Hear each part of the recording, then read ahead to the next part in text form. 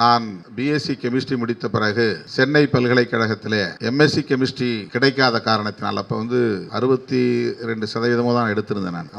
அந்த மதிப்பெனுக்கு MSc chemistry கிடைக்கல. அதனால் வேறு ஏதாவது கோர்ஸ் படிக்கலான்னு எம்ஏ ஜேர்னலிசம் போய் mass communication, MA mass communication அதை படிக்கலாம் அப்படின்னு சொல்லி போய் ஒரு விண்ணப்பம் போட்டிருந்தேன். அப்புறம் எக்மோரில் சேத்துப்பட்டில் இருக்கக்கூடிய சோஷியல் ஒர்க் காலேஜ், அங்கே ஸ்கூல் ஆஃப் சோஷியல் ஒர்க் இருக்குது, அதில் எம்ஏ சோஷியல் ஒர்க் படிக்கலான்னு விண்ணப்பம் போட்டிருந்தேன். இந்த ரெண்டுமே எனக்கு ரிஜெக்ட் ஆயிடுச்சு. எம்ஏ சோஷியல் ஒர்க்கில் என்ன சொன்னாங்க, அந்த வருஷம் பார்த்து அறிவியல் பட்டதாரிகளுக்கு இடமில்லைன்னு அறிவிச்சிட்டாங்க. Science graduates are not eligible அப்படின்னு அறிவிச்சிட்டாங்க. அதனால் விண்ணப்பம் ரிஜெக்ட் ஆயிடுச்சு. மாஸ் கம்யூனிகேஷனில் ஸ்பான்சர்ஷிப் லெட்டர் ஒன்று வைக்க சொல்லியிருந்தாங்க. விண்ணப்பத்தோடவே, இந்த அப்ளிகேஷனோடவே ஏதாவது ஒரு பத்திரிகை அலுவலகத்தில் ஸ்பான்சர்ஷிப் லெட்டர், இந்த பையன் எங்கள்கிட்ட ஏதாவது இது வேலை செய்யறதுக்கு நாங்கள் அனுமதிக்கிறோம், அதாவது படித்தா அந்த கோர்ஸ் படித்தா ஏதாவது ஒரு பத்திரிகையில் இணைஞ்சி போய் அவங்க சொல்கிற வேலையை செஞ்சுட்டு வர்ற மாதிரி, அது ஒரு கேஸ் ஸ்டடி மாதிரி. அந்த லெட்டர் வாங்குறதுக்கு எனக்கு முடியல. சில பத்திரிகை அலுவலகங்களை ஏறி இறங்கினேன், பேர் சொல்ல விரும்பல, உள்ளவே விடலை, வெளியே போப்பான்னு அனுப்பிச்சு விட்டாங்க. அந்த லெட்டர் வைக்காதனால எனக்கு மாஸ் கம்யூனிகேஷன் கிடைக்கல. அதனால் அந்த விண்ணப்பத்தில் நான் அடிச்சுட்டு மாஸ் கம்யூனிகேஷன் அடிச்சுட்டு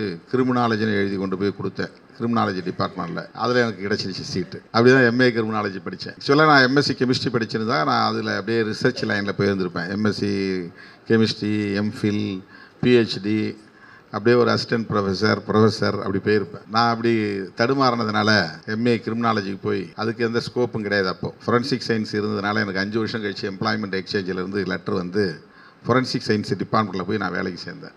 ஆனால் அதுக்கு இடையில் பிஎல் ஜாயின் பண்ணிட்டேன். லா படித்து ப்ராக்டிஸ் பண்ணலாம், ஒரு வழக்கறிஞராக போகலாம் அப்படின்னு. ஏன் இது சொல்கிறேன்னு சொன்னால், எனக்கு மாஸ் கம்யூனிகேஷன் படிக்கணுங்கிற ஒரு ஆர்வம் இருந்தது.